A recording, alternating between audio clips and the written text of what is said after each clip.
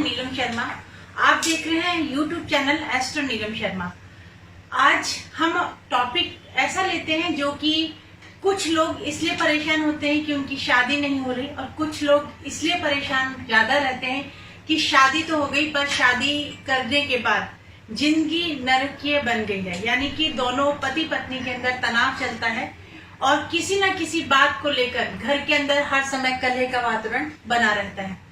तो क्या ज्योतिष के अंदर इस तरीके के कुछ योग होते हैं जिनके कारण एक शादी के बाद दूसरी शादी, यानी जिसे हम पुनर्विवाह कहते हैं, वो होने की संभावना जताता है? और अपना वैवाहिक जीवन जिनका डिस्टर्ब है वो किन कारणों से होता है? कुंडली के कुछ योग 36 गुण मिलने के बावजूद भी, अगर हम 36 गुण मिलाते हैं, उसमें 28 गुण मिलने के बाद 31 गुण मिलने के बाद भी तलाक योग बन जाता है।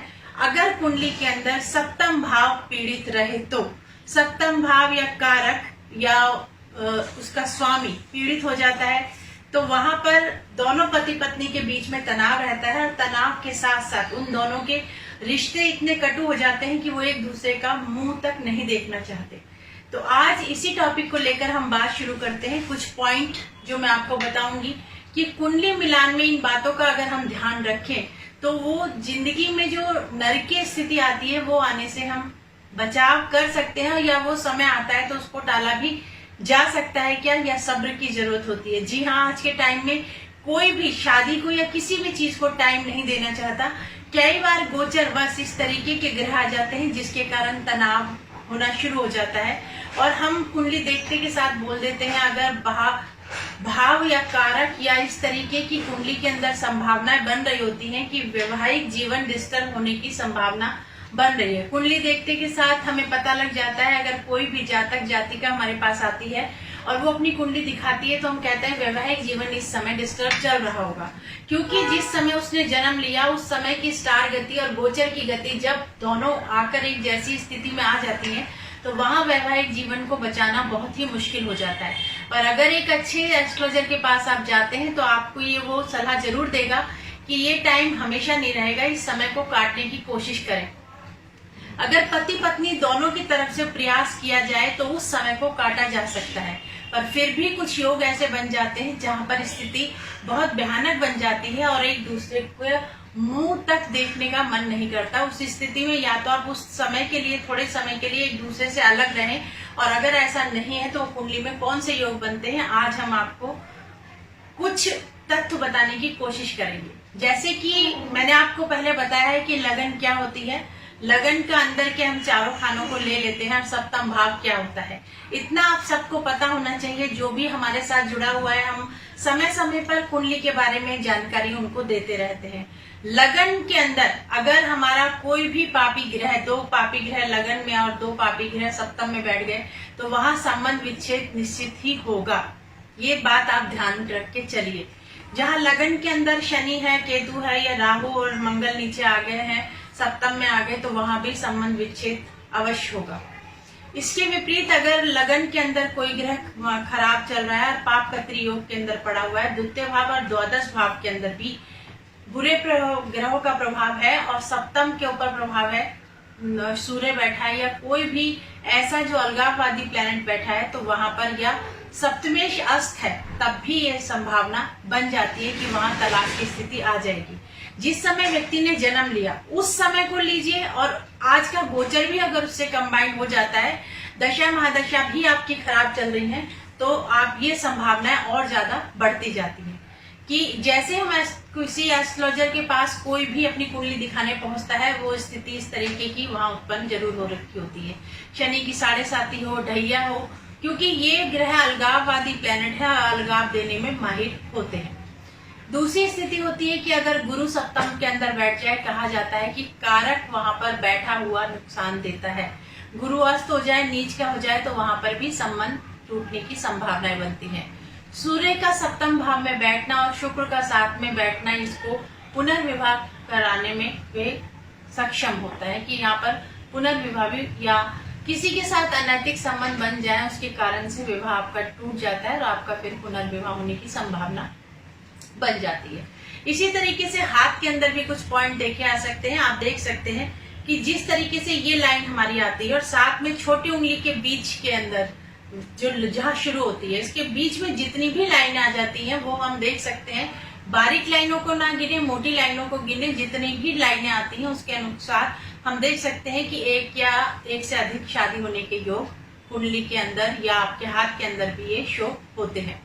हस्त रेखा भी पूर्ण विवेचन आपको देती है। बस एक अच्छा हस्त ज्योतिषी आपको इस चीज के अंदर बता पाता है कि आपका पुनर्विवाह होने की संभावना बनती है, पहला विवाह टूटने की। उसके लिए हमें पुनर्विवाह आपका सक्सेस होगा कि नहीं होगा, उसके लिए नवम भाव हम देखते हैं। नवम भाव अगर शुभ प्रभाव में है तो आपकी पहली शादी टूटेगी और उसके बाद जो दूसरी शादी होगी वो आपकी सक्सेस रहेगी और शुभ रहेगी। जिन लोगों की कुंडली के अंदर अच्छा योग बनता है उनको ये हम देखते हैं कि सप्तम भाव और सप्तमेश और कारक शुभ स्थिति में, शुभ प्रभाव में अगर होते हैं तो वहां पर तलाक योग नहीं बनता, दाम्पत्य जीवन बहुत सुखमय व्यतीत होता है।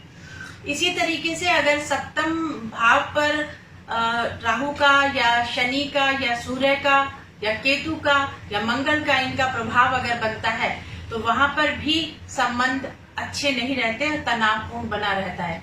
पर एक बात ध्यान रखिए कि अगर या लगन से या तृतीय से या एकादश से गुरु देखता है तो वैवाहिक जीवन डिस्टर्ब, मतलब परेशानी रहती है, तनाव बना रहता है, पर उससे छुटकारा भी नहीं मिलता है क्योंकि गुरु की दृष्टि उस रिश्ते को बनाए रहती है। तो यहाँ गुरु का लगन में बैठ के देखना उसके वैवाहिक जीवन को तोड़ने नहीं देता। तो यहाँ भी एक इस तरीके के योग बन जाते हैं कि अगर हमारा वैवाहिक जीवन डिस्टर्ब है तो आज की डेट में कोई भी टाइम नहीं देना चाहता, वो बस यही चाहता है कि मैं किसी तरीके से इस रिश्ते से छुटकारा पा लूं, पर वो छुटकारा नहीं हो पाता अगर गुरु की कंडीशन ऐसी होती है। बहुत सी ऐसी लेडीज आती हैं कि बस मुझे इससे तलाक चाहिए, या जेंट्स भी आते हैं कि अब मेरे से इसके साथ गुजारा नहीं हो सकता। जैसे हम देखते हैं कि गुरु की दृष्टि अभी 5-6 महीने में या 4 महीने में आने वाली है कि बेशक आप कोर्ट में जो है तलाक फाइल कीजिए या कोर्ट केस कीजिए, पर आपको तलाक नहीं मिल पाएगा। कोई भी कारण बनेगा, आपका संबंध वापस से जुड़ जाएगा।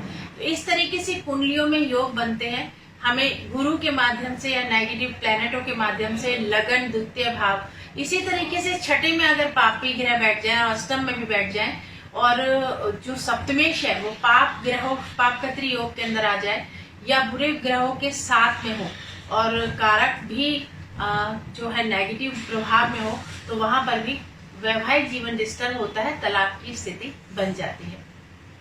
आप सभी से एक बार पुनः आग्रह है कि आप लोग हमारे चैनल को लाइक कीजिए, सब्सक्राइब कीजिए। जिन लोगों ने भी हमें हमारे चैनल को लाइक कर रखा है और हमारे चैनल को सब्सक्राइब कर रखा है उन लोगों का बहुत बहुत धन्यवाद। और आप लोगों से पुनः आग्रह है कि आप लोग जो भी सब्सक्राइब कर रखा है, जिन लोगों ने लाइक हमारे चैनल को कर रखा है, सब्सक्राइब कर रखा है, वो नोटिफिकेशन बेल को भी प्रेस करें जिससे कि जब भी हम नया वीडियो बनाएं तो वो आप तक तुरंत पहुंच जाए। वैवाहिक जीवन को डिस्टर्ब करने वाले प्लैनेटों की अगर हम शांति करवा लेते हैं तो इसका उपाय यही है कि अगर हम वैवाहिक जीवन को जो डिस्टर्ब कर रहे हैं उनकी अगर पूजा करवाते हैं और उस पीरियड को क्रॉस करने की कोशिश करते हैं, थोड़ा अपने वैवाहिक जीवन को समय देते हैं कि सारी जिंदगी इस तरीके का समय नहीं रहेगा, तो वैवाहिक जीवन जो डिस्टर्ब हो रहा है, अगर जिनके बच्चे हो गए हैं उनके लिए तो ये बहुत ही भयानक हो जाता है। उन बच्चों के लिए वो लोग सोचते हैं कि हाँ, अगर नवम भाव भी पीड़ित है तो आप विवाह दूसरा भी करेंगे तो वो भी आपके लिए शुभ नहीं रहेगा। और एक से अधिक शादी होने का योग होता है। सप्तमेश अगर 11 भाव के अंदर बैठ जाए तो वहां पर भी एक से अधिक शादी होने के योग बनाता है। इसी तरीके से सप्तमेश और सप्तमेश देखा जाए और द्वादश भाव देखा जाए और अष्टम भाव, अगर इनको हम देखते हैं तो बुरे प्रभाव के अंदर है, छठा भाव बुरे प्रभाव में है, तो एक से अधिक शादी होने के योग बनते हैं। सप्तमेश और एकादश एक साथ कहीं बैठ जाए और या दृष्टि संबंध बनाते हो तो उनका भी एक से अनेक शादी होने के योग बनते हैं। सूर्य शुक्र के साथ अगर सप्तम में बैठे तो वहां पर भी वहां संबंध किसी अन्य जगह बनाने के कारण वैवाहिक जीवन डिस्टर्ब होने की संभावनाएं पूरी बन जाती है। तो आज आपने जाना कि वैवाहिक जीवन डिस्टर्ब कुंडली के अंदर शो होता है और अगर हमारे गुण मिलने के बाद हम शादी करते हैं किसी भी व्यक्ति के साथ तो हम ये बोलते हैं कि गुण तो इतने मिल रहे थे, पर ये भाव को देखना भी जरूरी होता है कि हमारा भाव सेफ है कि नहीं। अगर भाव सेफ नहीं है तो गुण बेशक कितने भी मिलवा लीजिए, तो वहां किसी ना किसी चीज को लेकर विचार ना मिलने के कारण भी तनाव उत्पन्न होगा और वैवाहिक जीवन डिस्टर्ब होगा। तो आप सभी को एक बार पुनः, जिन लोगों ने हमारा चैनल सब्सक्राइब कर रखा है, पुनः धन्यवाद। और आगे एक नया कार्यक्रम लेकर, आपके टॉपिक लेकर अगले एपिसोड के अंदर आपके समक्ष फिर उपलब्ध होंगे। तब तक के लिए नमस्कार।